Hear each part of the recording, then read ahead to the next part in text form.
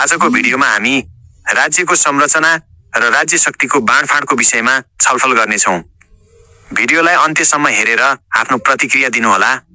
राज्य शक्तिको बाँडफाँडको परिचय राज्यका विभिन्न तहहरूमा राजनीतिक, आर्थिक, सामाजिक, सांस्कृतिक, प्रशासनिक लगायतका अधिकारहरूको बाँडफाँड गर्ने कार्य नै राज्य शक्तिको बाँडफाँड हो। राज्यमा निहित power, authority, position, resources and अपर्च्युनिटीलाई राज्यको बहुमतले उपयोग गर्न पाउने गरी बाँडफाँड गर्ने कार्य नै राज्य शक्तिको बाँडफाँड हो। नेपालको संविधानले संघ, प्रदेश र स्थानीय तह सहितको संघीय शासन प्रणालीको व्यवस्था गरी तीनै तहमा राज्य शक्तिको बाँडफाँड गरेको छ।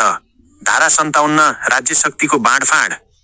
नेपालको संविधानको भाग 5 धारा 56(1) ले नेपालको राजनीतिक संरचना संघ, प्रदेश र स्थानीय तह गरी 3 तहको हुने व्यवस्था गरेको छ भने धारा 57 ले राज्य शक्तिको बाँडफाँड सम्बन्धमा निम्न व्यवस्थाहरू गरेको छ। 1. संघको अधिकार अनुसूची 5 मा उल्लेखित विषयमा निहित रहनेछ र त्यस्तो अधिकारको प्रयोग यो संविधान र संघीय कानून बमोजिम हुनेछ। 2. प्रदेशको अधिकार अनुसूची 6 मा उल्लेखित विषयमा निहित रहनेछ र त्यस्तो प्रयोग यो संविधान र प्रदेश कानून बमोजिम हुनेछ। 3. संघ र प्रदेशको साझा अधिकार अनुसूची 7 मा उल्लेखित विषयमा निहित रहनेछ र त्यस्तो अधिकारको प्रयोग संविधान, संघीय कानून र प्रदेश कानून बमोजिम हुनेछ। 4. स्थानीय तहको अधिकार अनुसूची 8 मा उल्लेखित विषयमा निहित रहनेछ र त्यस्तो अधिकारको प्रयोग यो संविधान र गाउँसभा वा नगरसभाले बनाएको कानून बमोजिम हुनेछ।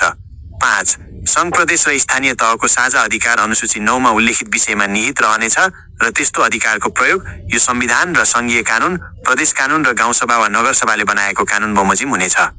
6. उपधारा 3/5 बमोजिम। प्रदेशसभा, गाउँसभा वा नगरसभाले कानून बनाउँदा संघीय कानूनसँग नबजिने गरी बनाउनु पर्नेछ र प्रदेशसभा, गाउँसभा वा नगरसभाले बनाएको त्यस्तो कानून संघीय कानूनसँग बाजिएको हदसम्म अमान्य हुनेछ। 7. उपधारा 5 बमोजिम। गाउँसभा वा नगरसभाले कानून बनाउँदा प्रदेश कानूनसँग नबाजिने गरी बनाउनु पर्नेछ र बाजिएको हदसम्म अमान्य हुनेछ। आर्थिक अधिकारको प्रयोग। धारा 59 संघ, प्रदेश र स्थानीय तहले आफ्नो अधिकारभित्रको आर्थिक अधिकार सम्बन्धी विषयमा कानून बनाउने, वार्षिक बजेट बनाउने, निर्णय गर्ने, नीति तथा योजना तयार गर्ने र त्यसको कार्यान्वयन गर्नेछन्। संघले साझा सूचीका विषयमा र आर्थिक अधिकारका अन्य क्षेत्रमा प्रदेशलाई समेत लागू हुने गरी आवश्यक नीति, मापदण्ड र कानून बनाउन सक्नेछ। संघ, प्रदेश र स्थानीय तहले आफ्नो तहको बजेट बनाउनेछन् र प्रदेश र स्थानीय तहले बजेट पेश गर्ने समय संघीय कानून बमोजिम हुनेछ।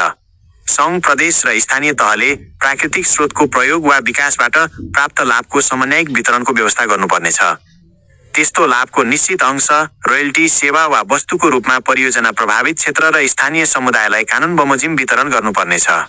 संघ, प्रदेश र स्थानीय तहले प्राकृतिक स्रोतको उपयोग गर्दा स्थानीय समुदायले लगानी गर्न चाहेमा लगानीको प्रकृति र आकारको आधारमा कानून बमोजिमको अंश लगानी गर्न प्राथमिकता दिनुपर्नेछ। वैदेशिक सहायता र ऋण लिने अधिकार नेपाल सरकारको हुनेछ।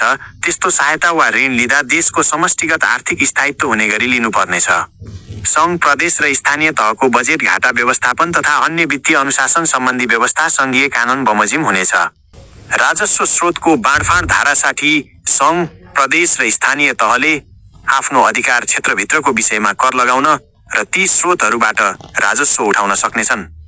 तर साझा सूचीभित्रको विषयमा र कुनै पनि तहको सूचीमा नपरेका विषयमा कर लगाउने र राजस्व उठाउने व्यवस्था नेपाल सरकारले निर्धारण गरे बमोजिम हुनेछ। नेपाल सरकारले सङ्कलन गरेको राजस्व संघ, प्रदेश र स्थानीय तहलाई न्यायोचित वितरण गर्ने व्यवस्था मिलाउनेछ।